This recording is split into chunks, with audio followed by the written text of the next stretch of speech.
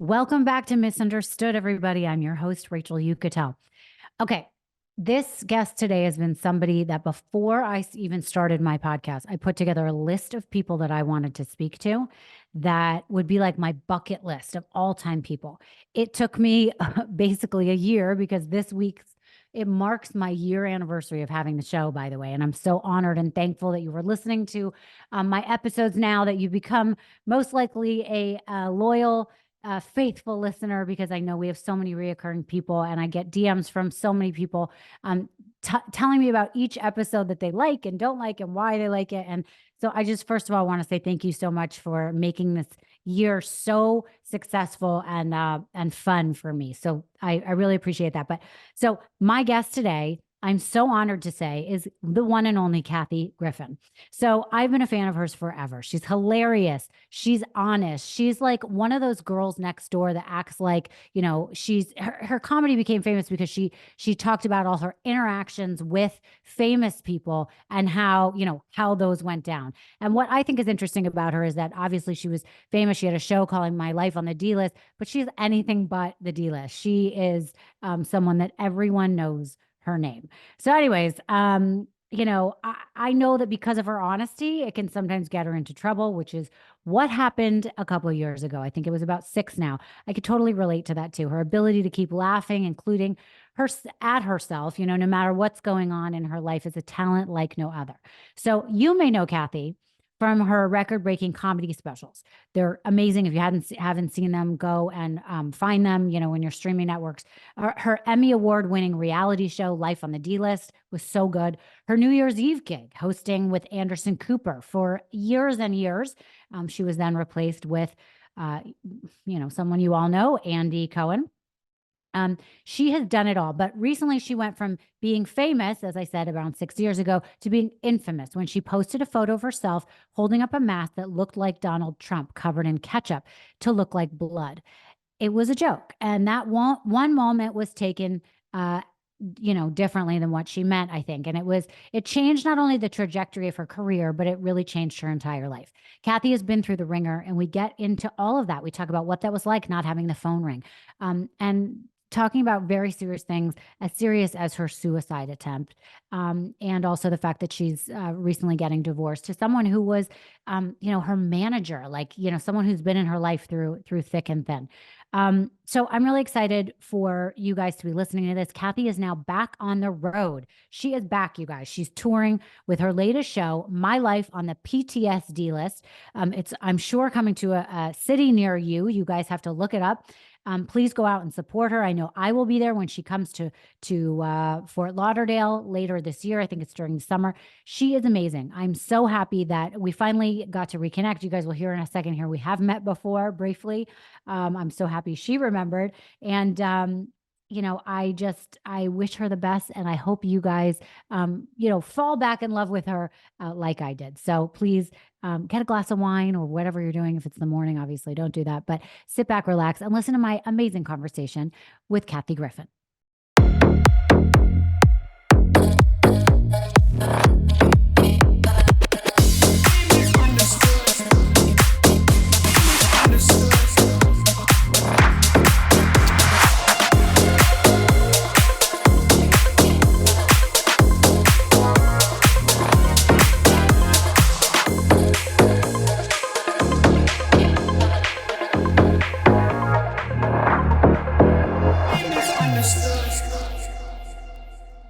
Miss Kathy Griffin, it is such an honor to have you here on Misunderstood. Thank you for joining me.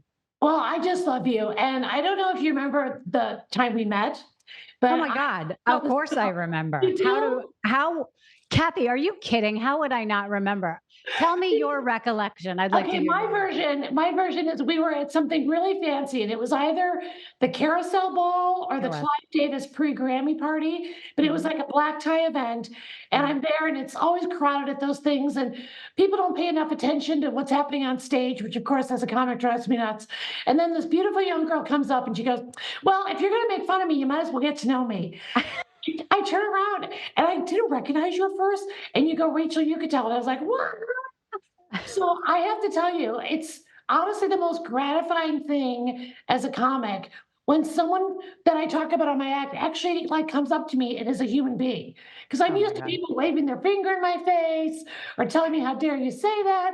And you were like, might as well get to know me. And so I followed Absolutely. with you. And wait, I have the picture right here because in doing my research on you, this came up. Do you remember? Oh, I yeah, was Jason Davis's date and it was at the yeah, carousel ball for his grandmother or whatever because right, Jason and I had just been on Celebrity Rehab yeah. together. And what I remember about this is I was looking for somebody to take the photo with my camera and Brandy walked by and you were like, Oh, "Oh, take the photo." And she was like, "No." Terrible.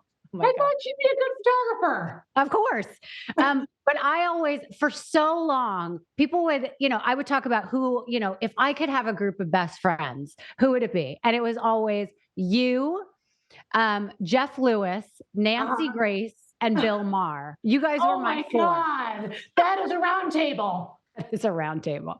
So, anyways, I'm so happy that we've now come full circle and you can be on my show, which is about people who have been reduced to a headline and know what it's like to have the whole world hate on them for a little Guilty bit. as charged. Right Me too. here, I'm an expert in this field. I know you are. I know you are. So before we get into all that, I want to say I'm so happy that you are back. You are in the news now, obviously, because you're on your 40 city tour.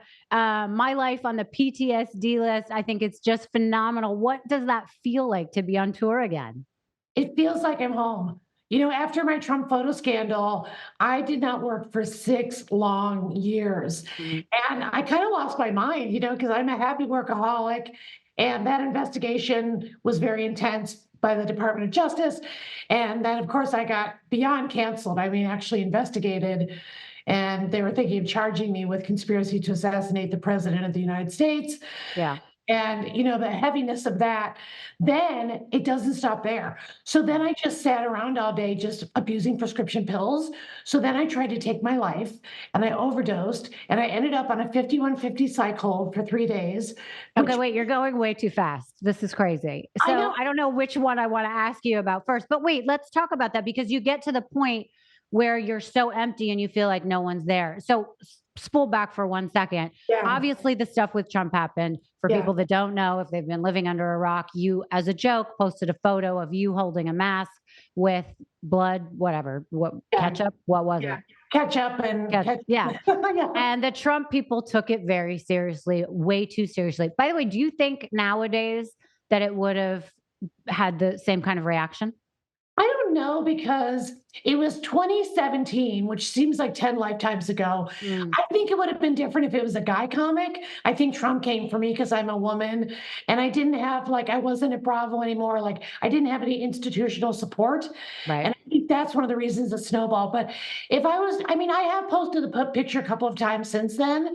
Like Mhm, the night that Trump did not concede, I mhm. posted it again.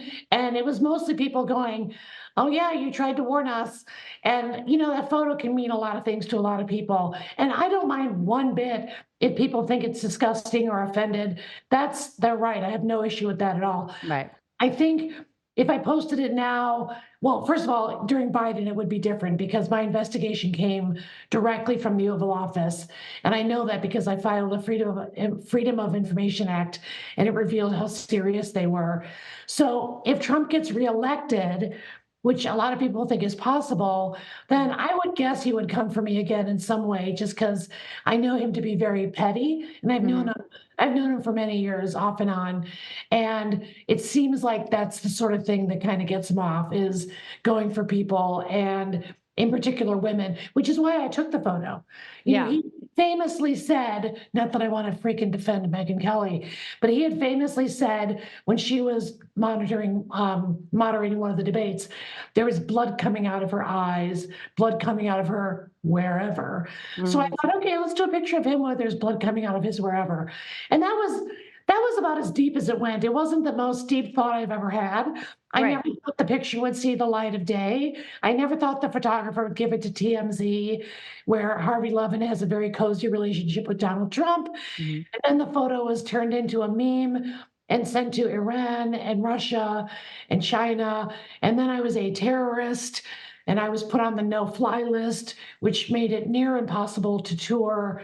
And so my work, Does that really mean you could not get on an airplane? yeah. And so I couldn't get on an airplane any place in the United States or overseas.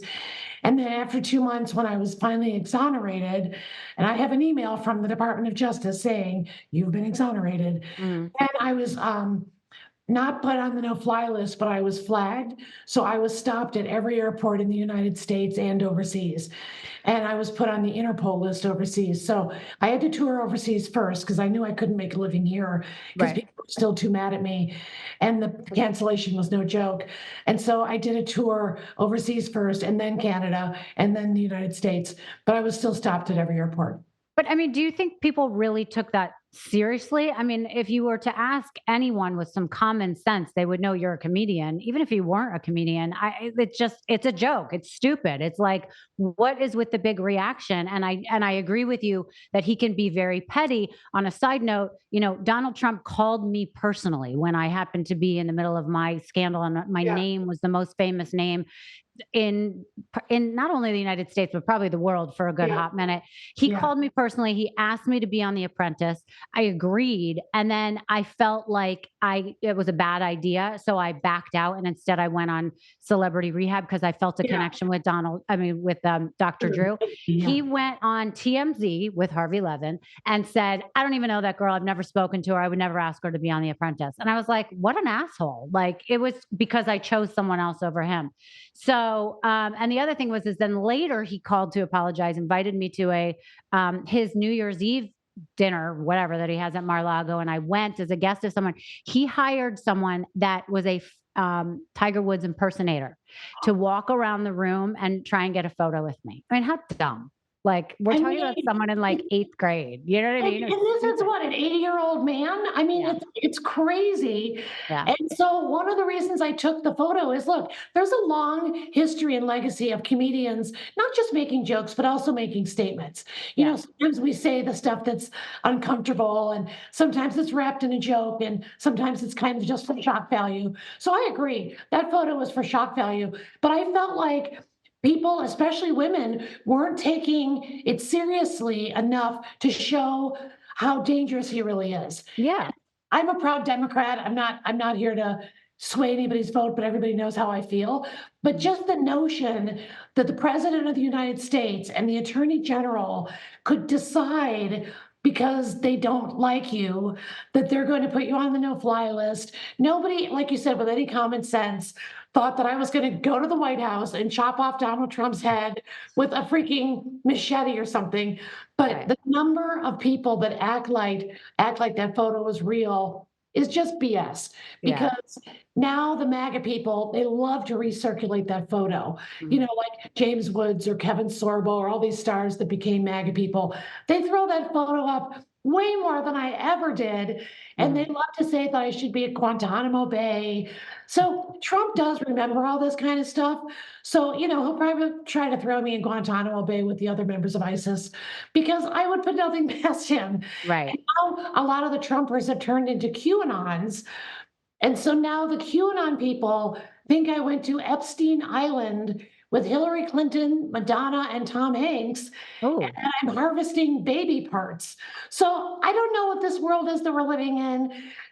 Last time I checked, you're supposed to be able to make a joke about people, places, and things. right. But I do feel like about a third of the voting population is behaving like they're in a cult and acting like you thought I was a threat to your Right. leader. Really does look like BS 6 years later. This episode is proudly brought to you by Lola V, an award-winning hair care line founded by the one and only Jennifer Aniston. I mean, if I'm going to take advice on my hair, it's going to be from someone with the most iconic hair ever, right? Lola V was born out of the struggle we all face choosing between hair products that work and ones that are actually good for you.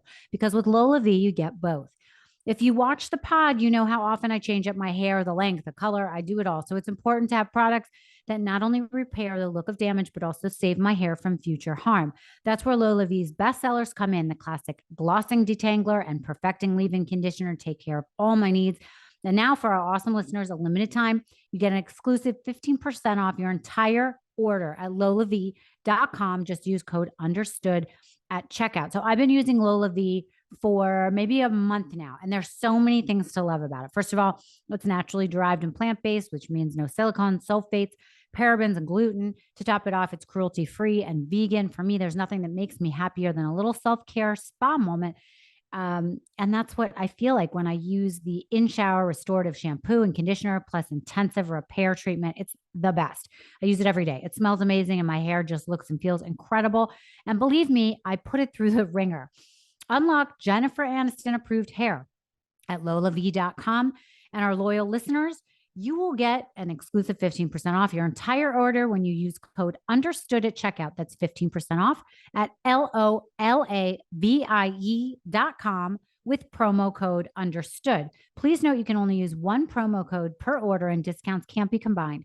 After you purchase, they'll ask you where you heard about them. Please support our show and tell them we sent you.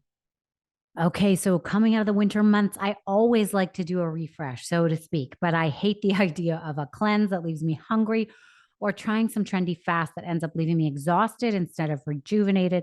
I've seen a bunch of people on socials talk about how much they love Prolon. And the more I learn about it, the more I couldn't wait to give it a go myself. If you aren't familiar, Prolon is the revolutionary plant-based nutrition program that nourishes the body while making cells believe they're fasting. In fact, Prolon is fasting, but with food, which is my kind of fasting. It all starts with Prolon's 5-day program. It's snacks, soups, and beverages that are designed to activate your body's fasting state.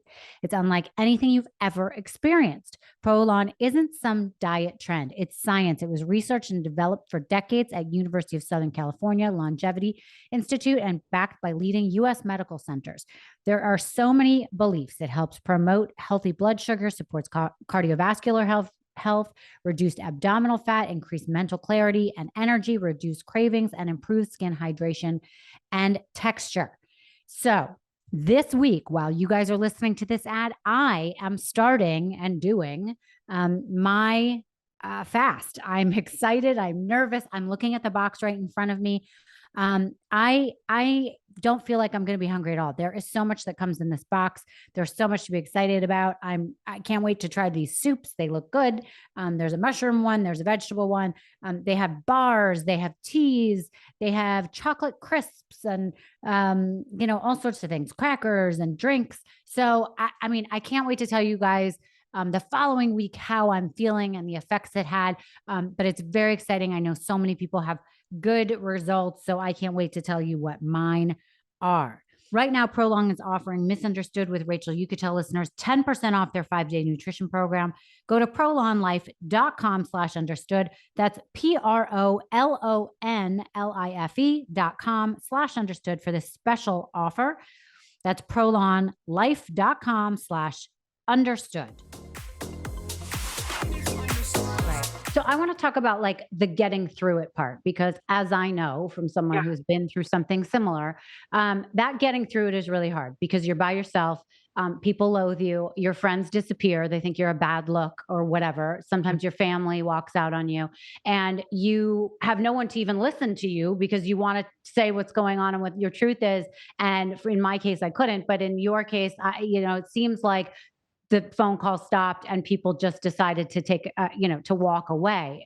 What was that like for 6 years, not getting phone calls for work, worrying about your, how you're going to make a living? And then not only that, all the other things you went through, like from your addiction to the point you wanted to take your life to, your lung cancer.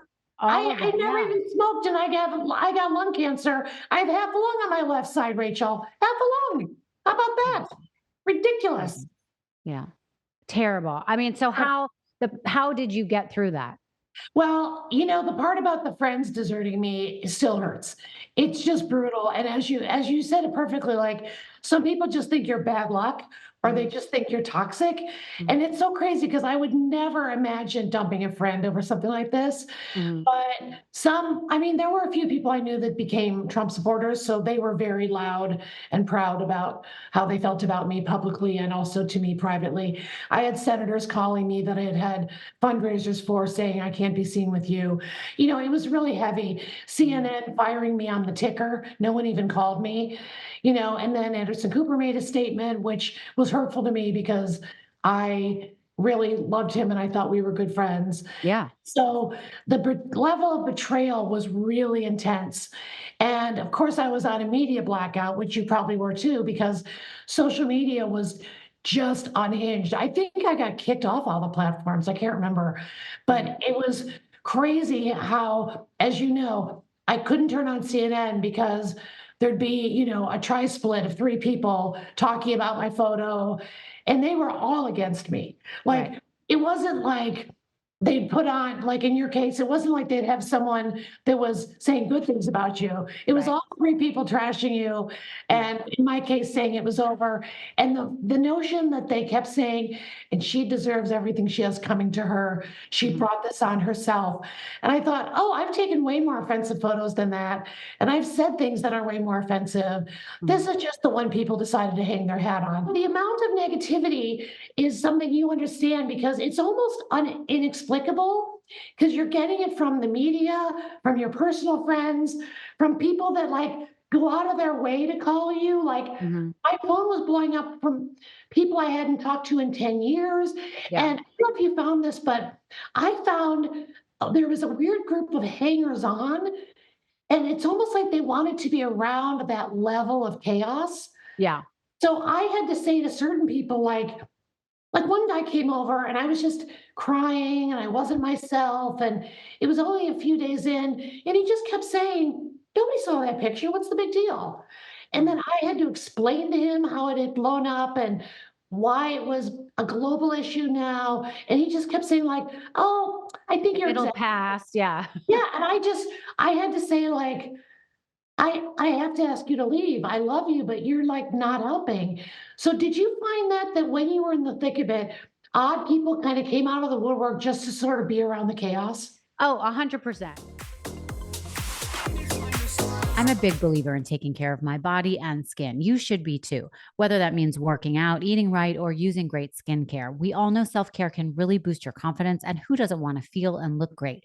For me, it all comes down to glowy, hydrated skin, and no one does it better than OSEA. Since 1996, OSEA has been making clean, clinically proven seaweed infused skincare. Their face and body products are also vegan, cruelty free, and climate neutral certified, so you never have to choose between your values and your best skin. And you can get 10% off your first order with code understood at oseamalibu.com. So I'm a little bit of a beauty product hoarder. So I feel like I'm kind of an expert in finding quality stuff. And Osea is the real deal. You should see my bathroom because I have like all sorts of lotions and face washes and, eye creams and all that stuff. So the Mega Moisture Duo is my secret weapon for when I need that perfect full body glow. And not only do I love it for that, but it feels like it's instantly firming.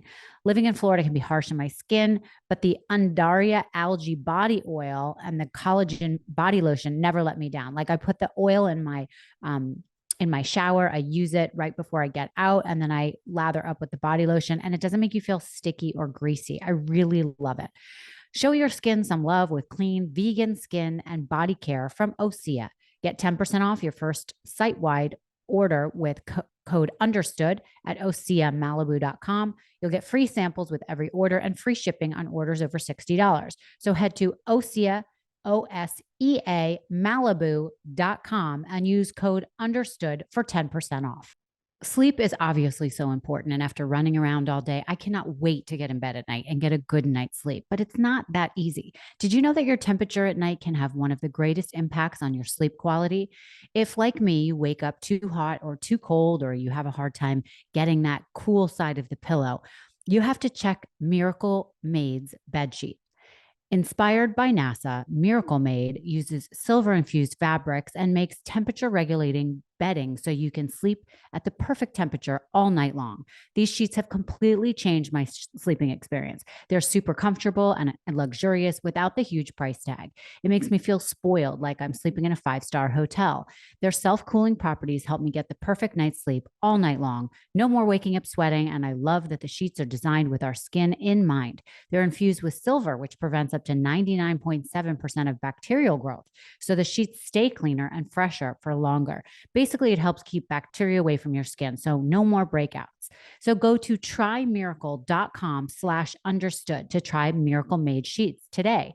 And whether you're buying them for yourself or as a gift for a loved one, if you order today, you can save over 40%.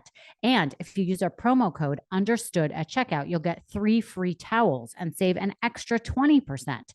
Miracle is so confident in their product, it's backed with a 30-day money back guarantee. So if you aren't 100% satisfied, you'll get a full refund. So upgrade your sleep with Miracle Made. Go to trymiracle.com/understood and use the code understood to claim your free 3-piece towel set and save over 40% off. Again, that's trymiracle.com/understood to treat yourself. Thank you, Miracle Made, for sponsoring this episode. First of all, some of my closest friends are people I thought would never walk away, did. And then some were so triggered by their own issues. At the time I couldn't see it, but now I can. And then when you see other scandals and you see the level of anger that people share and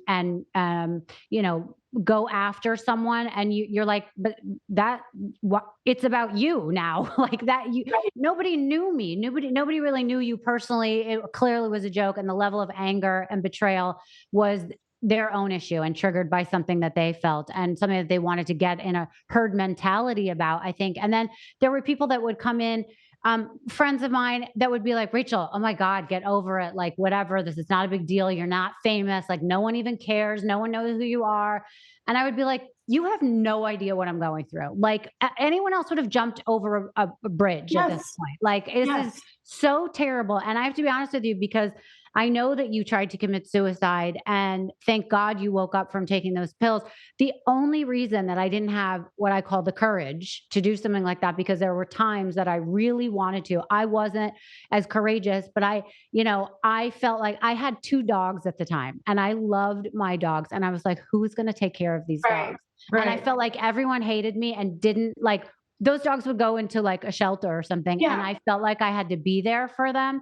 And that was what kept me around. And then even in darker times later, as life has gone on, and that stigma it's taken, it's faded, but it's still not gone. And, Right. when I've had a daughter, I have an 11-year-old daughter, but over the course of times when things have gotten really bad, I think to myself, I don't want her dad to have custody. I don't want anyone else to have custody of her. I need to be able to see her through life. So that keeps me around. But what kept you around during this time? First of all, I just was convinced. And first of all, this really was the pill addiction talking. So Yeah. I'm in recovery now for 3.5 years, but I became very seriously addicted to prescription pills. And I know I'm blaming the Trump thing for everything, but that's really when it kicked into high gear, because I was just sitting around all day, not working. All of a sudden, I was on a 50-city tour. The last 25 cities are canceled because of bomb threats to the theaters and death threats to me and all this other stuff. And I just thought, well, I'm jacked up on pills, and I'm thinking, I've had a good run, I've had a good life. You Now thought it was over. now it's over. It's Yeah. over. And my then husband, I'm getting divorced also, but my then husband, I thought he'd be better off without me. By the way, now that we're getting divorced, he'll be better off without me anyway. But I laugh at everything, because you just have to laugh at everything. But I talk about it in my new show. And I know that's tricky, because I'm literally talking about my suicide attempt, Mhm. but it was so over the top, and it was so drug fueled that, like, I actually want to look for the humor. Mhm. And I can tell by how loving the audience is, because I say, okay, I'm going to talk about something really uncomfortable. And if you're not laughing, I'll move on. But if you're into it, I'll keep going. And I just let the audience decide. And I talk about the pill addiction. I talk about what it was like to be on a 5150 cycle for 3 days Mhm. at Cedars-Sinai, the celebrity hospital. When I did not get the Beyonce birthing suite, let me just say that. And then I talk about the lung cancer, because if one more oncologist says, yes, Miss Kathy Lee Gifford, we can see you now, Miss Gifford, you just have to laugh at that stuff. And what am I going to do? Yell at the receptionist at the oncologist's office? No. Yeah. And so, like I said, I'm going through a divorce now. That's another sort of bomb that went off in my life. And that's why I call the show My Life on the PTSD List, because I actually was diagnosed with complex PTSD, which I feel guilty even saying, because normally it's for, combat veterans. But Mhm. I wanted to know, have you ever been diagnosed with that? Thank you for asking. I right before COVID, Yeah. really had a breakdown. And it was like I tried to open a children's store, which I did for 5 years. It was like Yeah. known as the best children's store in New York. I loved it. But Oh, people would come in and be like, there would be articles like, oh, I'm buying ritzy clothes from Tiger Woods' mistress. And it was like too much. I ended up during COVID having to close it. yeah. There was a point where I was like, I can't handle life anymore. I don't have an identity. I have no Yeah. agency to my name. Everyone else is Rachel Uchitel, comma, something. Yeah. I checked myself into the Meadows. I did not have any addictions. I mean, I took Ambien to go to sleep at night and I had some addictions like that, but I was not a drinker. I was not, my father died of a cocaine overdose. I was very scared that I was going to become an addict. So I really didn't do all that stuff. Yeah. I checked myself in for 10 days. They do this big diagnosis thing on you. And they came back and said, you have post traumatic stress disorder. And that obviously made sense. But I thought it was like, again, for combat, warriors or people who had been through some really real trauma. And, I've been through losing my father when I was young. I lost my fiance on September 11th. I went through one of the other, one of the biggest sex scandals, in our Yeah. lifetime besides the Monica and Bill thing. Mhm. And it really took a toll on me that, when I know you of all people know this, when you turn out the lights at night, put your head on the pillow and you're alone in your thoughts, that is the worst place to be when you're unhappy, when you're Yeah. lost, you feel misunderstood, you feel like nobody gets you, and it's not even worth talking because you just can't explain what that's like to people and you don't know how you're going to have that comeback. Yep. And for me, that was great to have a label kind of put on it that you have PTSD and this is how you can now deal with it. So No, I I figured love you the did title because of your show. oh, good. I'm glad you like it. And obviously, Mhm. it harkens back to My Life on the D List, my TV show. But I'm so Yeah. glad you said that, Rachel, because you've been through real, real trauma. And so I would, like I said, I'll make fun of my own diagnosis because that's what I do, but it makes sense for you. And you've had real deal trauma. And so I'm glad you went to the Meadows. That's very smart. I'm glad you're taking care of yourself. And when I first got sober, I went back and watched every single episode of Celebrity Rehab and Sober House. And I was I had seen it the first go around, but I'm glad you're friends with Drew Pinsky. I like him too. He's the And best. I'm glad you checked into the Meadows because that's very smart. Did you feel like you kind of had like a tune up afterwards, or how did it make you feel? I did. I mean, I felt like it gave me some tools, to work with. I saw that I get into relationships for bad reasons. And, it definitely gave me tools and I felt seen, I felt heard, Yeah. and it was about taking that outside and, figuring out how to move forward in my life. And obviously I still struggle with the things going on in my head, but I know how to deal with them better. And I know how to deal with the fact that things happened that doesn't make me who I am. So, I really appreciate that, someone said, here's what's going on with you. There's nothing wrong with you, and this is why you turn to pills in your case, maybe, or Yeah. it's why sometimes you're depressed or you do things, but you've turned to comedy, right? I mean, so Yeah. like, so talk to me. I mean, I know that you've talked a little bit about your suicide attempt. Was that like your rock bottom of being like, okay, okay, okay, I Yeah. need to, I need to want to live? Yeah, and what happened was I took a bunch of pills and I thought I would take enough to go to sleep quietly. And all that happened was I stumbled around the house and I fell down the stairs and I woke up and I didn't know what happened. There was blood and bruises and lacerations. Oh And God. so I called one of my doctors who was dumb enough to give me a cell phone number and I told him what happened. And I went in and they put me, on a 3-day psych hold. Mhm. But what I'm grateful for is number one, that someone my doctor said, come right in. He was like, we'll give you a checkup, meaning he knew that if I tried to take my life, I should, be on a psych hold, which he was right. And I was really grateful because the doctor who saw me at Cedars, number one, she said something really meaningful. And it's kind of like when you were talking about your dogs before, but she said, there's a lot of studies about how hard it is to be the survivor of someone who commits suicide, whether it's your best girlfriend or a relative. And I thought, yeah, I was being pretty selfish. I was whacked out on pills and I Mhm. wasn't thinking about that. And I would feel guilty if one of my besties committed suicide. I'd feel like I hadn't done something, or maybe I should have said something. So I was grateful she pointed that out. And then she hooked me up right away with a woman who's associated with AA and 12 step. Mm, And I go to Alcoholics Anonymous, even though I never drank. mhm. It's the same addiction as Yeah. pills, but they have more choices for meetings. And I like to go to just women's meetings. Mhm. And I was glad I got hooked up with AA because it's free. They don't have a leader, so it's not a cult. So I like the way they run, and it's been around forever. So I got sober on Zoom, and Oh, I wow. do Zoom meetings. I try to do one a day, and I did have to get new friends, Yeah. which was kind of an art form. I'm 63 now, so the Mm. Trump thing happened when You I look was great. 7. Well, I look fantastic, and my body's ridiculous, Rachel. It's insane. Perhaps you've seen some of my bikini photos. Anyway, I had to learn that you can make new friends at this age, Yeah. and I absolutely think the friends I have around me now are truly my best friends that I've ever had, and they're Oh, folks that if I didn't meet them until after the Trump thing, they were people that even opened with like, "By the way, that Trump thing was ridiculous."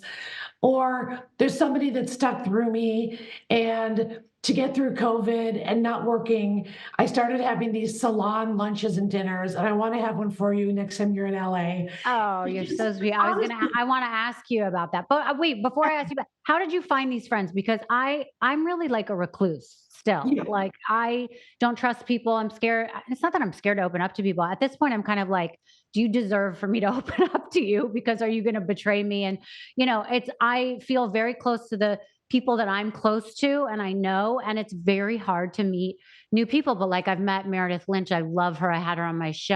I Yeah, felt she's great. connected to her. That's how I found out about your lunches. But how did you find these friends that you could trust?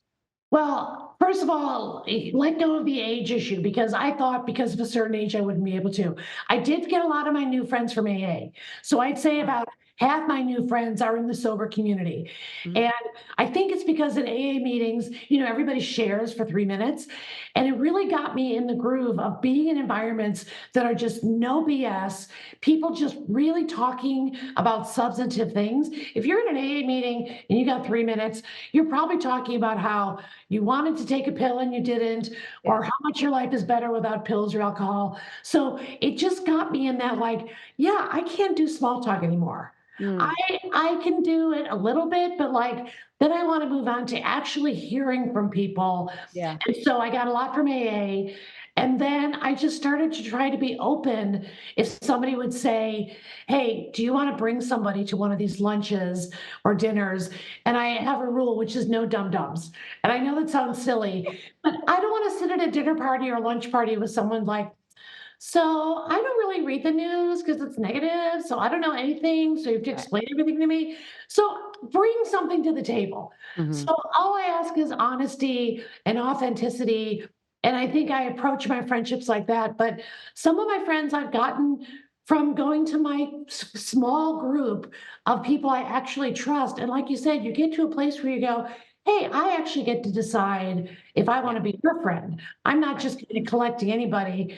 And then they might have another good friend too. So Yeah. we'll see what happens now that I'm single. I'm not looking for a guy, but I also want to be open. Like I don't want Mm, to shut myself off because you never know. But yeah, right. I don't know how to find a guy.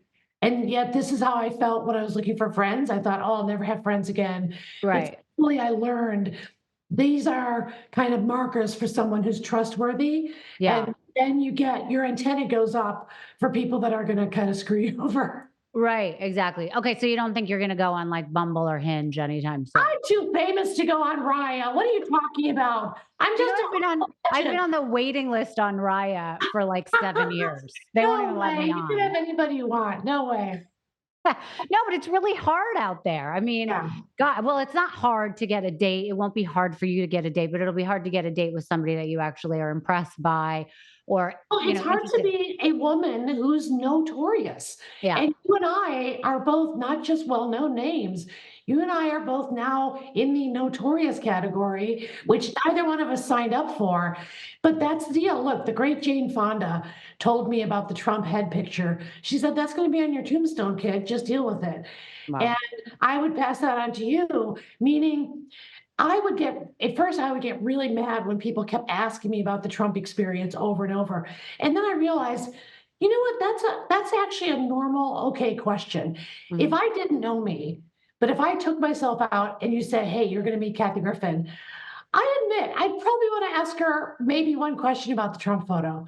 Mhm. So I've learned explain it in a succinct way. Don't be offended if someone asks. So I Right. would Get ask it, get you, over that get hump it, that they're get it stuck out. on and move Get it on. out. Yeah. And so now I say it with a smile and I'm really honest and I try to get it out in like 90 seconds. So what do you do when to this day when people ask you about this year scandal and Tiger and all this other stuff? Well, I mean, I do feel the same way. I get annoyed. I'm like, oh my gosh. But I do, like exactly what you say, I do realize that this is how they associate me in their head. And I sort of still feel like I have to attack one person at a time to get them to know me because they've read so much stuff about me for so many years. They Yeah. have some conjured up opinion in their head, and it might take them a little bit of an interaction. And once they realize that that's has nothing to do with who I am, Yeah. and I was a person before, I have been a person after, and like when they get at that point, I think they get a little embarrassed that they're, if they continue on questions with that, then it's like, wait a minute, this is weird. Like I was interviewed the last time it was, first of all, people walk up to me in a bar all the time and ask dumb questions. The last time I was sort of offended, I was on the Wendy Williams show Mhm. in the last like 4 years, and it was about something completely different. Yeah. And by the way, I mean, I'll say it right now because it was so stupid. I have had such a hard time finding a job, like you were talking Yeah. after the fact, when I had real credible jobs. I worked at Bloomberg Right. News, I worked at CNBC, Yeah. that I had to take a job a couple of years ago as the spokesman for Seeking Arrangement. Okay, this is a sugar dating website, which Okay. is the largest dating website in the world, but no one wants to admit that they're on it. Okay, Ah, so they paid me $20,000 a month, which was a yeah. lot of money, and I was Yeah. like, I have to support my kid. No one's supporting Yes. me, and how am I going to do this? So I took the job, and Do it. Wendy thought it was it was all over the headlines. She thought it was a good story, and she's like, I want a sugar daddy, so I want to have Rachel Uchitel on. So they booked me. I came on, and for the first 7 minutes of a 10-minute spot, she's talking about Tiger and what happened with Tiger, and like kind of digging into me about it. And And I'm thinking, you kinda get re-traumatized, yeah. seriously. And I was like, finally, I'm like, Wendy, this happened like over a decade ago. And like, but we're here to talk about something else. And she was so stuck on it. I don't think she knew how to interview me because she thought that's all there was to me. Yeah. Yeah. And that to me it was an eye opener of like, if that could even happen to someone like her, where Yeah. they they don't realize there's anything else to talk about, it would happen to anyone. So I try Yeah. not to get upset now, but I do, if people want that to be the emphasis of our relationship, if they keep bringing it up, then I can't be friends. I can't be friends with them. Absolutely, same thing. Yeah. I went on the last time I think I went on the Wendy Williams show, and now we all know she's not doing well, and Yeah. health is very serious issues. And I Mhm. went on, and I've always gotten along great with her. And I knew she'd want to talk about the Trump thing, and so I did. But then the next day, she and her panel did a whole thing about how like I really did deserve all the backlash. And I was just like, wait a minute, wait a minute. I was on the no-fly list and I had to lawyer up to the tune of like $1 million in legal fees. Yeah. And, thank God I had been saving my pennies, but still, I don't think people in 6 years of reflection, anyone should be saying that what happened to me was justified. You can hate the picture, but Right. yeah, the fact that Right. And they don't see the seriousness of what it caused you. yeah, yeah, Yeah. and also it's one of those things where it's easy to pick on the person it happened to, but I always ask people who think I deserved it, what if this would have been your mom or your Yeah. sister or your wife or whatever woman in your life that you love the most? Because I'm sure this happened to you, but when you're a woman and you're in this scandal, it's all about like I don't know, can I swear or not? Yes, of course. Okay, so all the threats were about my looks, my age, and Oh, of how course. the men wanted to rape me. So it was, I want you to get raped at Guantanamo Bay while Mm. Trump watches, and I want to stab you in the cunt. And it was Oh, all this really violent, gory stuff, but unique to a female. right. And that's the For sort of, me, it was, I hope you get AIDS and die. That was yeah. my thing. Yeah. So that's one of those things where when someone is being not only flippant about the scandal, but basically kind of soft implying that you had it coming, Yeah. they don't understand the threats of rape and you get AIDS and die. Yeah. And that's the part where you, when you explain it to someone, you hope that they'll at least say, okay, well, that's going too far. Right. Just like, Right. look, I can say that that picture I took was really definitely moved the line and then crossed it. I've never said it hadn't. Yeah. But like I said, do you really want your mom or your sister or your best girlfriend to be getting these kind of threats on a daily basis where the FBI is coming over and doing all that nonsense? And Right. And then for you also, what I think is most outstanding and the most painful is it affected your credibility. It yeah, affected what you had done for so long and what you could do going forward for quite a while. And that to me is what is so upsetting about it. Like I've watched you on your little clips of you running out on stage now yeah, in your little, vegan shorts or whatever. yes. And how and it actually almost it brings me to tears to see Oh, how excited you are, how yeah, everyone is clapping for you. Everyone deserves that stand up and cheer moment. I think it's so wonderful. Like I'm so proud of you. So and that's why I think it's important to talk about not the what actually happened, but like the getting through it because you went through yeah, so much. And I actually don't want to harp on it anymore now, but because I know you've been through it and I want to talk about more stuff with you. But I think that is incredible that you got through it because that 6 years was painful and long. I know. So you deserve everything thank that you you. are getting now. And I just wanted to Good. say that. Every show is a treat. Every show is, kind of a small miracle because Mm, I was like not canceled. I was just basically erased. And you made mm, a really good point about your entire body of work means nothing once that scandal happens. mm. I had Emmys and a Grammy for Best Yeah. Comedy Album, and I had set records that no woman in comedy has set. I'm in the Girl Guinness Book of World Records for having done more televised specials than any comedian, male or female, living or dead. All that went out the window. Yeah. So, like you, I'm rebuilding now. I actually feel like I'm kind of at the beginning of my uncancellation. I don't Right. have a special yet, so I might still be scary to some of the check signers in my own industry. But show by show, I feel like things are getting better. And yeah, the audience has been outstanding. They've been on their feet at the end of every show. They kind of know either about the Trump thing or the cancer or the divorce or the pill stuff.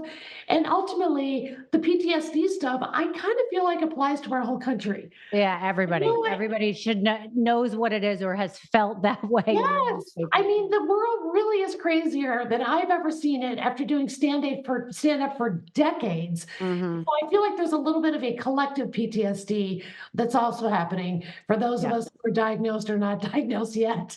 Right. Wait. So I want to ask you. You mentioned your husband and you are getting a divorce. Now, wasn't he your tour manager? He was my tour manager as well. So So shame on what me happened? letting well, I probably shouldn't have let our lives get so intermingled, and Mm, I, I thought I was going to be with him forever. And, I what happened was the marriage became for me untenable. And I right. wanted it to work. And I thought there'll be another self-help book I can read, or there'll be a different therapist we can try, or whatever. And it just wasn't in the cards. But let me tell you, I did not expect it to happen. I didn't think it would happen 2 days before Christmas, where I'm calling divorce attorneys on Christmas Eve. Like it was just another thing that kind of made me go, okay, you're going to get triggered. And yes, it triggered my PTSD, something awful. I'm not going to lie. Yeah. I'm 78 days from the last time I saw him. So I've gone what they call no contact, which Oh is wow. essential for my situation. So there's not a situation where we could be like buddies or cordial or anything. And so, I count the days that I do not wake up in a state of like panic. Yeah. And Oh. believe it or not, in a way, it does trigger the Trump stuff and the pill stuff and the cancer stuff because it's another milestone. We were only married 4 years, but we were together for 12. And like you said, he was my tour manager. Yeah, I and here you are on tour, and you obviously you're used to working with him side by Yeah, side. Yeah. yeah, And it's also such somebody a that big went investment. through everything with you in the last 6 years and was, for better or for worse at the time there and witnessed Yeah, it. So that yeah, must be so very hard. it was hard, and like I said, I thought I'd be with this guy forever, but I am happy to report I have a female tour manager now, so I promised not to marry her, Okay. and she promises not to marry me. Not that there's anything wrong with it. No, not that I'm judging. I'm just saying, for me, it may or may not have been what led to the divorce, I don't know, but Yeah. I think the fact that our lives were too look, I think there's still a lot of gender politics. I'm just gonna say, it makes me sad that in this day and age, I think there's still an issue with a guy being Mr. Kathy Griffin, Mm, and I didn't think that was the case anymore, but I think that might still be an issue, and the reason I bring that up is one thing that I can make fun of Taylor Swift all day long, although I'm terrified of the Swifties. But I yeah. mean, one thing that I do love is in the history of pop music and rock and roll, when it comes to women, there's never been a female pop star or rock star that had her man, literally the football hero, like fist pumping at her shows. Yeah. Hope like Stevie Nicks didn't have that luxury. Everyone with Cher was Mr. Cher. Streisand doesn't have that luxury. So I hope there's a change and a shift that's Mhm. finally happening because certainly I've experienced guys that don't want to be with a woman who's well known, don't want to be with a woman who's a comic. When you're a comic and you're a guy, it's sexy. When you're a Mm. woman, it's hard to find a guy that's comfortable being in the back of the theater cheering you on or sitting Yeah. in the theater cheering you on. But I'm sure you've had issues with guys that are apprehensive of being Mr. Rachel, you could tell. Well, but I'm sure that, first of all, it's intimidating, I'm sure, for them because you seem much more powerful and people want to be around you instead of them, and they probably can't live up to this manliness. But you're right in what you're talking about with Taylor and Travis, because I mean, he wins this like what kind of a you can even write this, like Yeah. he wins the Super Bowl and then she's the biggest star around. And how many times did you watch that video of her jumping off stage and running into his arms like I on love it. tour? I It was love so it. good. It And was like so I good. said, it doesn't matter if you like or don't like her music. It doesn't matter if whatever. I hope she does stump for Joe Biden. I'll just say that because she might be able to tip the election herself. Like if Mm, she gets behind Biden, she could actually be the deciding factor. But just to be a woman on that stage, run into her man's arms, he's the Super Bowl champ. He's celebrating her, and yeah, we've never seen it. So certainly the female comics who went before Joan Rivers, Phyllis Diller, Moms Mabley, they never had that luxury either. So I just like to see a powerful, well-known woman getting a guy who's not afraid to go to her show mm. and cheer her on. Yeah. What do you that reminded me though, what do you think of this concept of like when people get too big, it ends up not never working out? I mean, I'm wondering if you think Taylor will ever have a fall from grace because if you've seen it with anyone from, Tiger Woods to you to any situation, it's like when people get really famous, really big, everyone likes them and is on their side. There will be a tipping point where everyone wants to pull them back down, which what I like to call it is crabs in a barrel mentality that they all climb up and then all of a sudden when they get to the top the rest of the crabs are pulling them down, and I Yeah. think that there's something to be said for that. You've kind of never seen someone that stays on top and remains there forever, besides No, a few and very few people, but there's yeah, and always some sort of also fall from grace. it ebbs and flows even with the really big stars. Like, I went to see the Madonna show last week, and a lot of people are giving her shit because she's dressing like that at her age or whatever. I Right. feel the opposite. I'm like, you guys, don't you think maybe she did the tour because the point of the tour was to show I'm 65 and I'm still doing the dance moves from the Right. video 25 years ago. And she does look incredible, and she really does have the body of a teenager. And Yeah. so I sniff out the ageism and the misogyny. So if Taylor Swift is gunned for in that way, it probably will be misogyny. I'm just going to call it Yeah. because people are.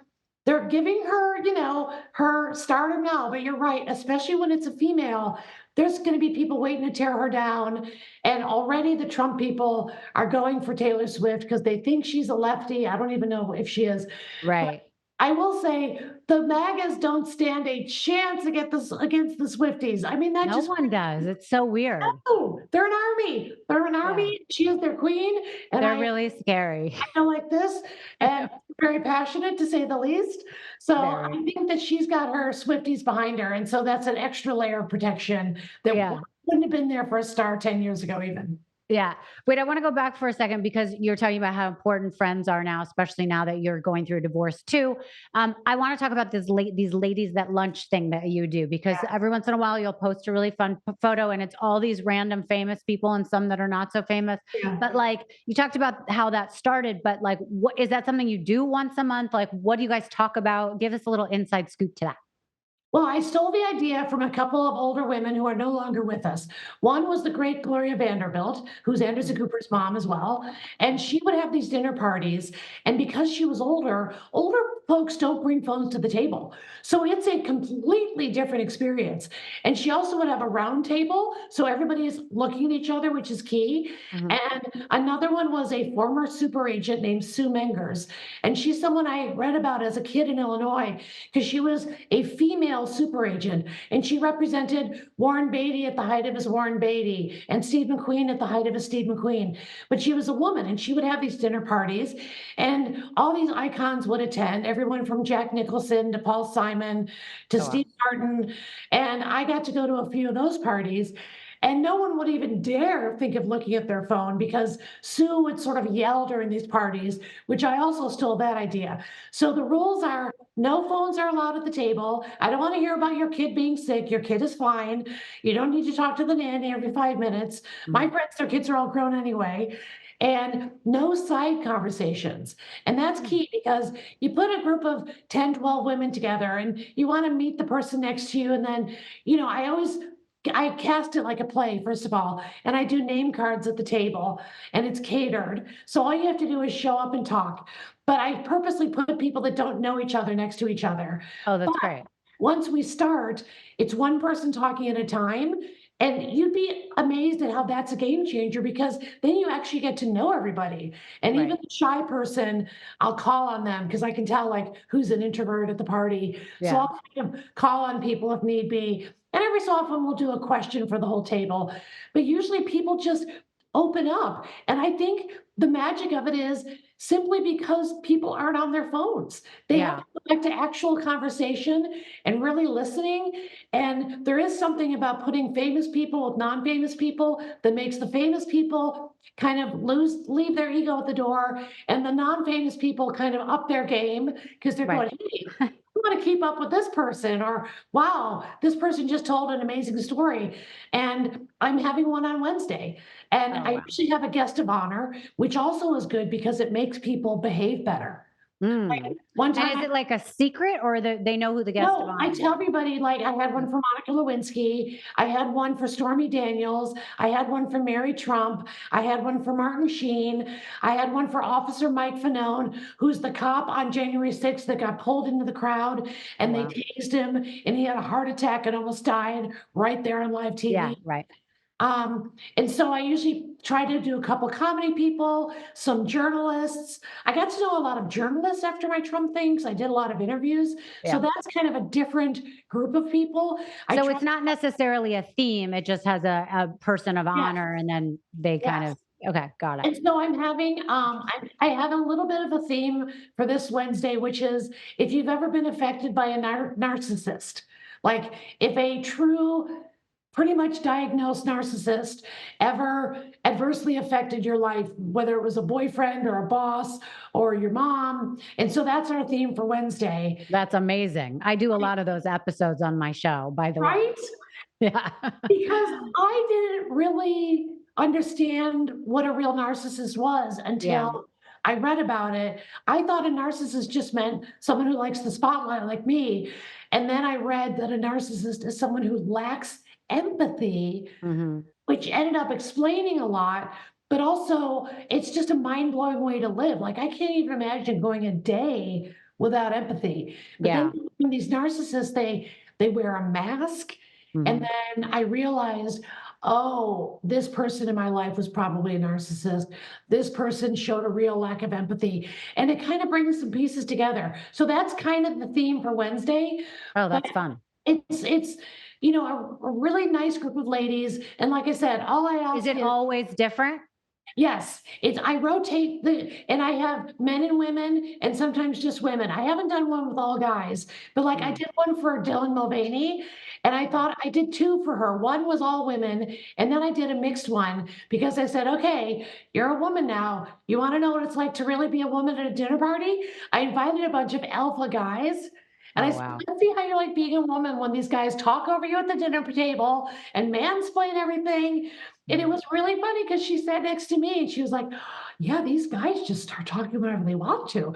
I said, oh, yeah, they think they're running this table. You better get in there, girl. And so we were laughing, but it's always an interesting group.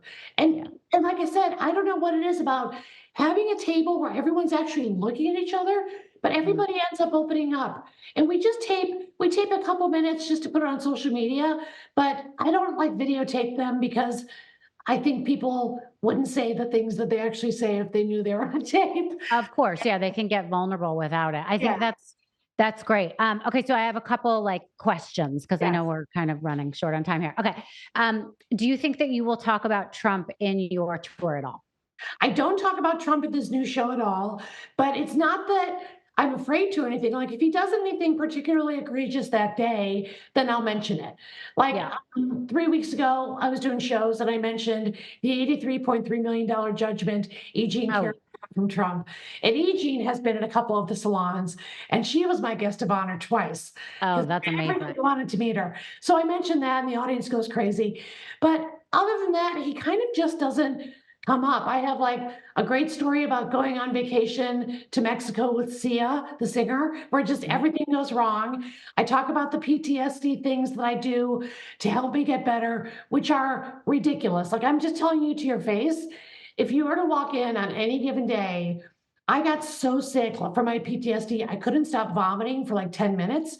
Oh And my I was god. like 87 pounds, and I was so sick, and I was in bed all the time. It was gross. And so I talk about things I do that you could walk in on. For example, at any moment, I could be on all fours on that carpet behind me, meowing like a kitty cat or Oh, mooing. doing cat cow? Well, I didn't know that's a thing. I didn't. Now you're acting like it's normal. You should see me meow, moo, meow, It's a meow, thing, but only people that meow. have therapists probably know what it is. I mean, honey, I'm doing Kundalini yoga. I'm getting cupping. I have big circle scars on my back. I'm Oh, I getting love that. acupuncture. I do a breathwork class. Like I don't even know how to breathe. The things I'm doing to keep me out of that bed, because when I was in that Yeah. bed for 10 months doing nothing but vomiting, that is depression, my friend. Yeah. That's so I will do anything. The latest thing is my Kundalini yoga teacher, and I know this is BS, What's but Kundalini yoga? I don't know. I Oh. don't know what Kundalini means. Is it a person? Is it a place in India? I don't know. Is it a Kundalini family? I just do it. I don't ask questions. But is it like the breathing one or the one where you're like doing all the movements? It's both, but it's not that hot one, which is BS. Because I already Okay. have hot flashes from menopause, so I'm not doing Bikram. I Yeah. kind of do I Bikram in my hate life Bikram. every time I have a hot flash. So Yeah. I just have to laugh at how I will just do anything to stay somewhat sane, and I'm only somewhat on a good day. Yeah. I know. I get it. Okay. Let's talk about the Oscars for a second because Yeah. it just happened. I mean, what were your thoughts on the Oscars? Did you think Jimmy Kimmel did a good job? I thought Jimmy Kimmel did a great job. And look, I didn't think I'd be sitting here sticking up for another middle-aged white guy with a TV show, but Jimmy is the best. Also, he never canceled me, so of course I'm partial. But I thought he walked that line perfectly Mm, because look, we're in a very odd time comedically.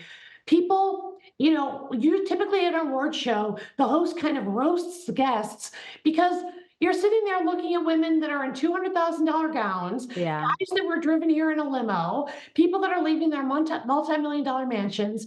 But now we're in an era I don't love because too many celebrities, when they cut to the host making a joke, the celebrity will roll their eyes or take a slow sip of water.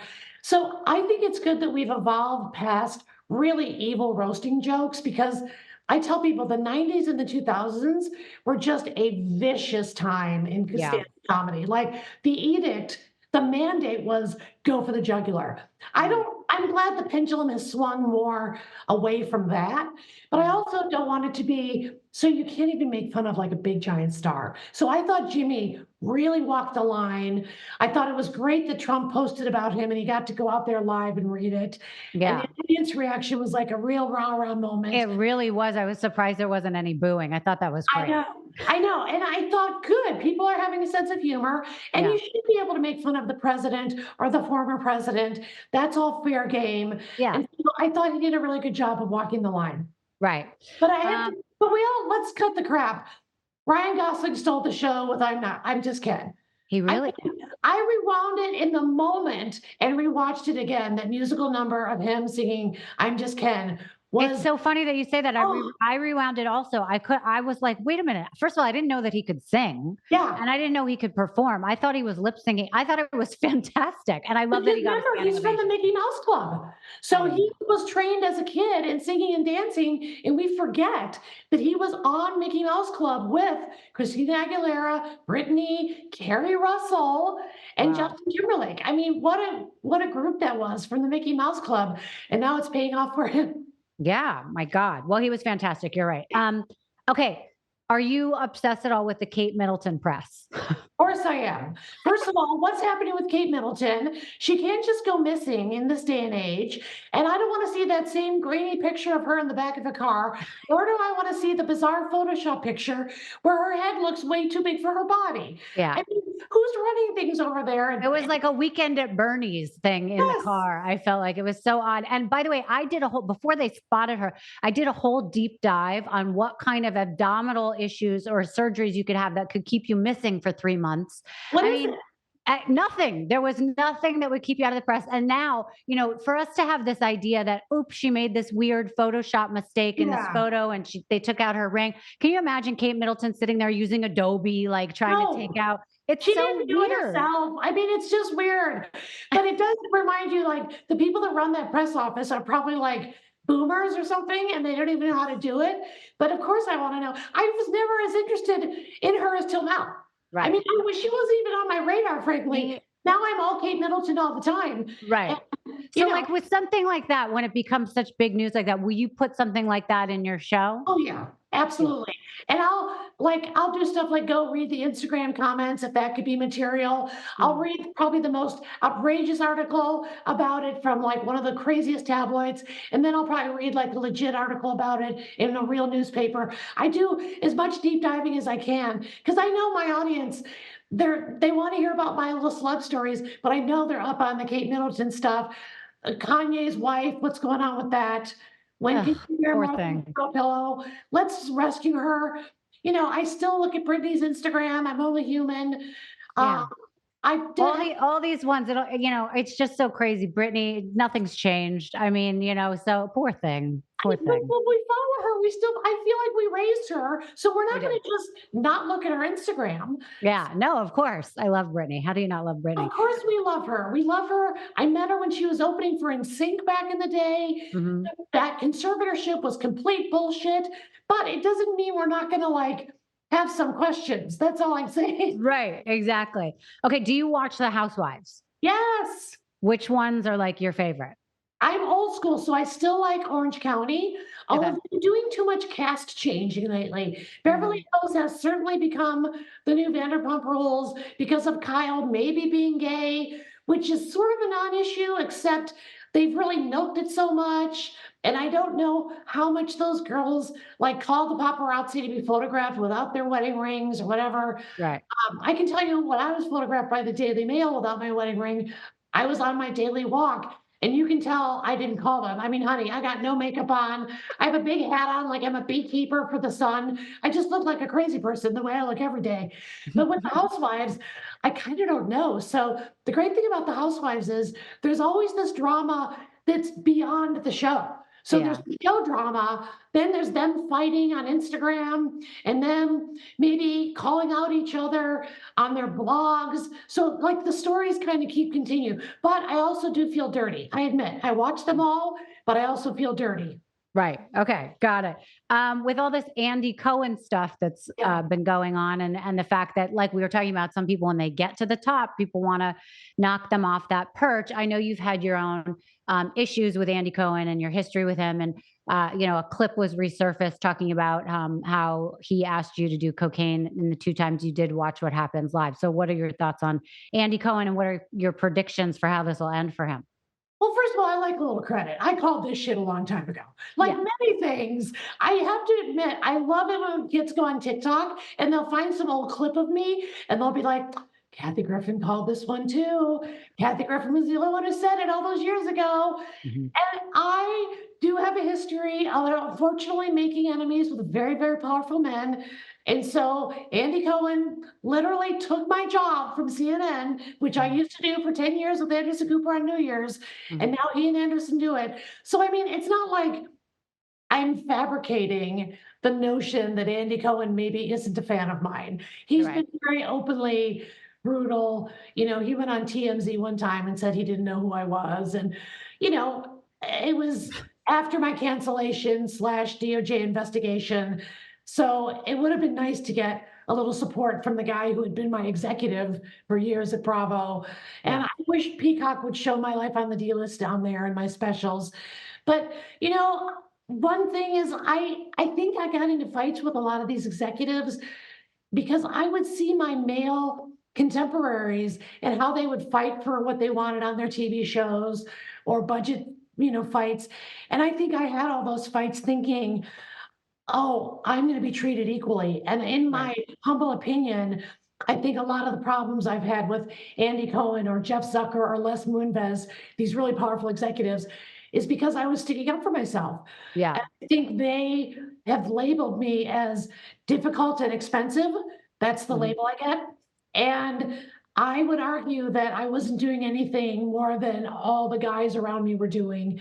But I certainly, didn't pick and choose my battles many times. I often chose violence, as the kids say. Right. So do you think he'll ride it out, or you think that he will actually see some consequences? I don't know if he'll see consequences. I think as long as he's choosing the housewives and involved with the housewives, they're probably pretty scared of him. Right. And I don't blame them. I mean, these are women that are on that show, and many of them are getting DUIs. Now that multiple housewives have gone to prison. Yeah, One that's so they just true. ended in That's so true. jail. Yeah.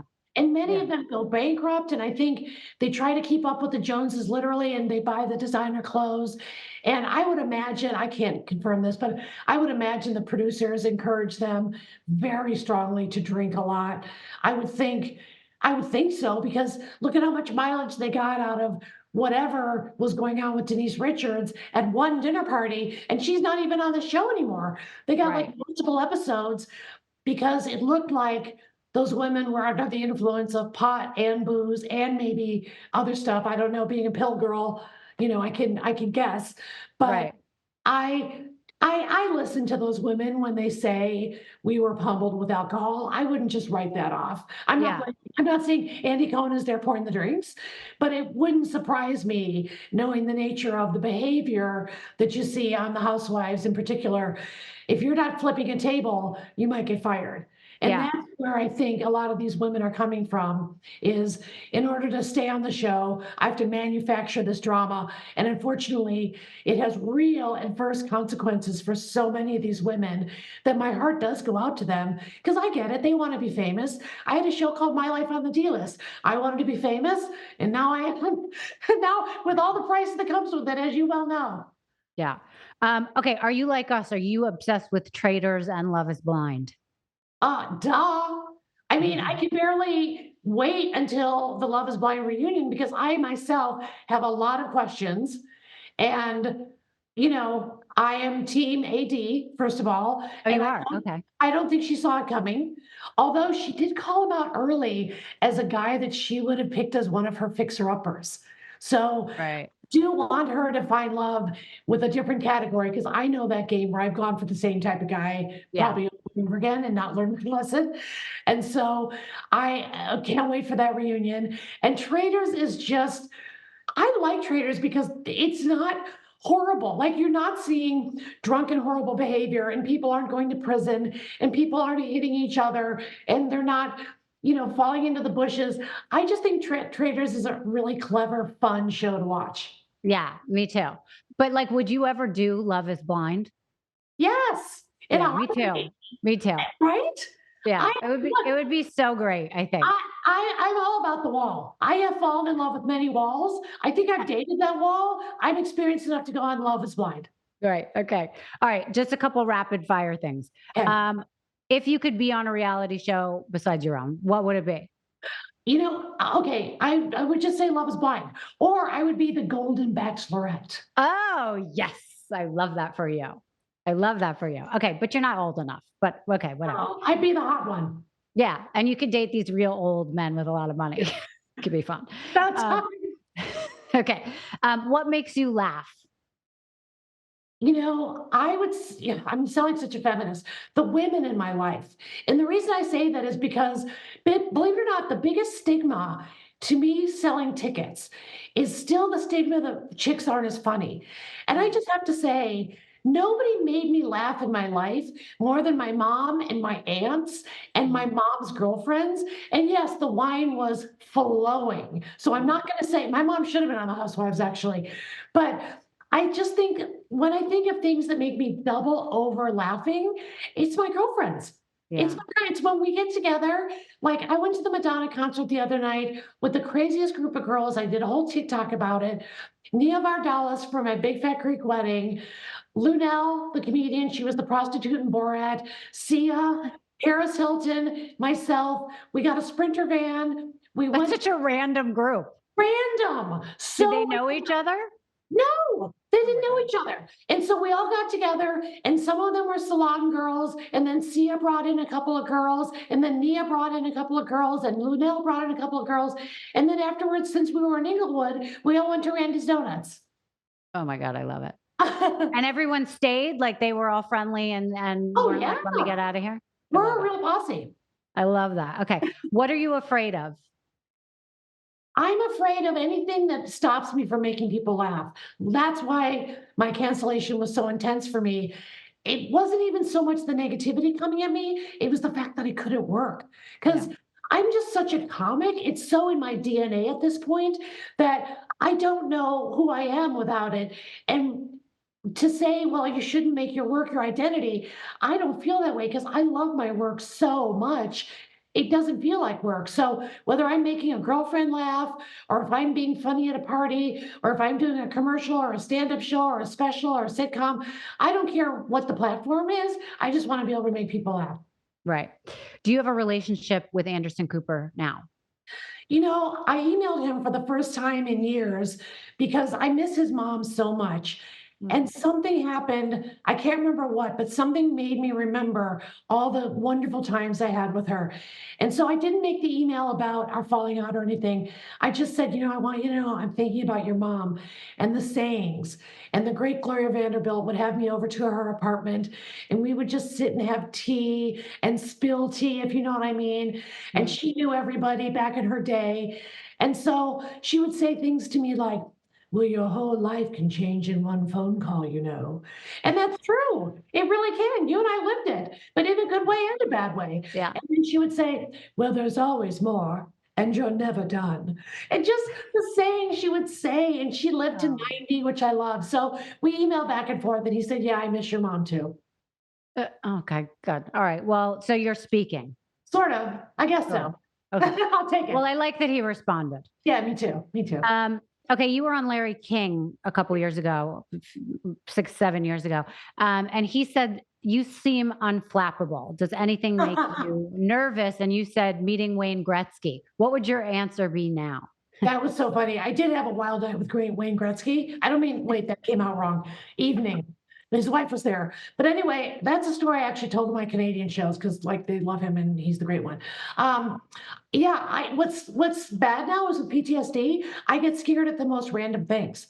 Mm. So what what sucks is it comes upon me at an unexpected moment. Like Mhm. sometimes I'll be just going to, like the other night, I was going to an LGBT event at the Los Angeles LGBT Center, which I was there for the groundbreaking. Like those are my people.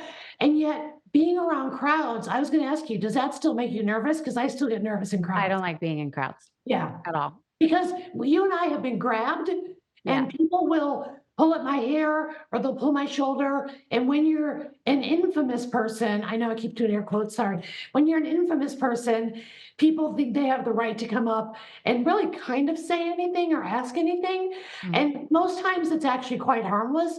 But sometimes people will say weird stuff to me. Like people will want me to pose with their head like the Trump head. And I'm Oh, like, yeah, I straight up had the Department of Justice get me in real trouble. Like I'm actually not doing that pose. I get that you think it's campy, but that actually wouldn't work out so well for me if Trump gets reelected. So I have to pass on that picture. But do you find people kind of grab your arm or Rachel? yeah. Well, it's just a case of they think they know you, right? And they really don't. And there's no boundaries. And sometimes it's fun. Sometimes, depending on the mood you're in, it can be, Yeah. lighthearted and you don't mind it. And Right. sometimes it's really, I don't know if I would say terrifying, but upsetting, Yeah. and then I want to leave. So I definitely don't like crowds. I get anxiety about being recognized and not know how they will feel about me still to Exactly, this because day. And I know every that's person probably that all in my head. no, every person that comes up to me, I find they're gonna lead with something about the Trump picture. So they either come up and say, "Good for you, keep going, keep giving it to them," or they'll come up and say, "You went too far," or so I've had a guy pull a knife on me. I mean, I've had a lot of really crazy MAGA people do very crazy things. So, Right. you do tend to get a little like you get your walls up every time you're around more than a couple of people. Well, and I mean, I can't even imagine too, just on a side note, because forget that picture, but just even talking about politics is so Yeah, jarring with people, and yeah, people get so violently angry right. about that topic. And especially if they're a MAGA person and they really Yeah, want you to believe what they believe, even if they don't know you and you've never been involved in anything like you right. have, they can get really violent, and Yeah, it can be terrifying. So I yeah, can't even yeah, imagine that position for you. yeah. Okay, one of the last questions. What like celebrity are you obsessed with that you either are like think is hysterical and making fun of, or like you cannot wait to meet? I mean, listen, it's funny that you have had a show called My Life on the D List because you have, you hobnob with A, B, C, and D, and you are not on the D list. Everybody knows you.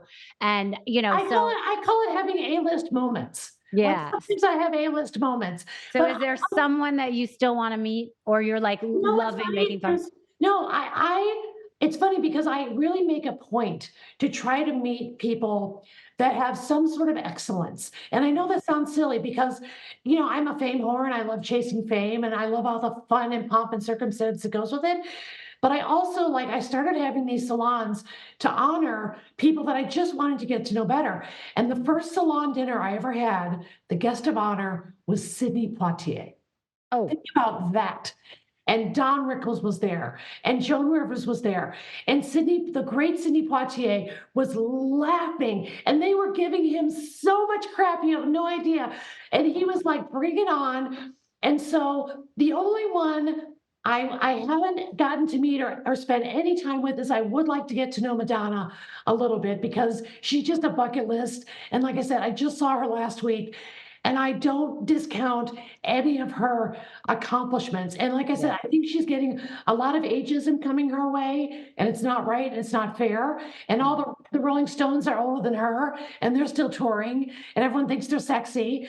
And Yeah. so I'd love to have Madonna and like an actual one-on-one conversation and get to talk to her a little bit. Right. Okay. What is on your bucket list? What would you like to see happen in your future if you could call it into your universe right now? I mean, you're already on your tour, you've got that Yeah. back, but what do you want to see? Okay, this is really corny. So just having recently filed for divorce, like I said, I do want to keep my heart open. If I meet somebody at this age, it would be kind of a miracle, but that would be great. But what I want on my bucket list before I freaking die is I just want to be content with myself. I have an awesome house in Malibu. I have 4 dogs that I'm obsessed with. I'm back on the road where I belong. I bring the dogs with me. I'm so obsessed with them, by the way. Oh, I love And that. so I want to be one of these women like the great Jane Fonda, like Kristen Johnston from Third Rock from the Sun and Mom and Righteous Gemstones, like Sharon Stone. These are women of a certain age, and they just go, you know what? I'm content with myself. I'm not lonely. Yeah. Or I wouldn't even say alone. And so that's a bucket list is I want to get to that place because I've been kind of a serial monogamist. And I think it's time for me to kind of hunker down with myself and go, I can be one of these dames. My house is paid off. I'm on the road. I'm getting uncanceled. Why throw a guy into the mix when I should see how everything's just going to unfold? Right. Exactly. Okay. Tell us where we can find out your tour dates and where people can see you in person. All right, great. KathyGriffin.com. Go to my TikTok, my Instagram. I'm on Threads. I'm still on Twitter. What's ever happened to Twitter? And so please come see me live. I'm doing 40 cities and I'm in the middle of the 40 cities right now. Then I'll take the summer off and then I'm going to the larger cities in the fall. Okay, amazing. I think you're going to be in Fort Lauderdale at some point. I noticed I live in Palm Beach. I'm going to come see you. Maybe we can have dinner or something I after. insist. I would love it. It has been an honor. I wish you literally nothing but happiness, contentment, and Back peace at and you. success. And I hope we can stay in touch. And back at you, and you deserve it, Rach. Thank you. So do you.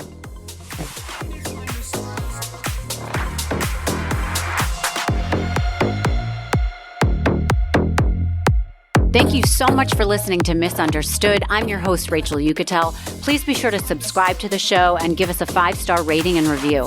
You can support the show by joining our Patreon at patreon.com/misunderstood with Rachel Uchitel. Do you have ideas for the show or want to reach out? Email us at info misunderstoodpodcast@gmail.com. That's spelled MISS understood. Thank you so much, and I'll see you next time.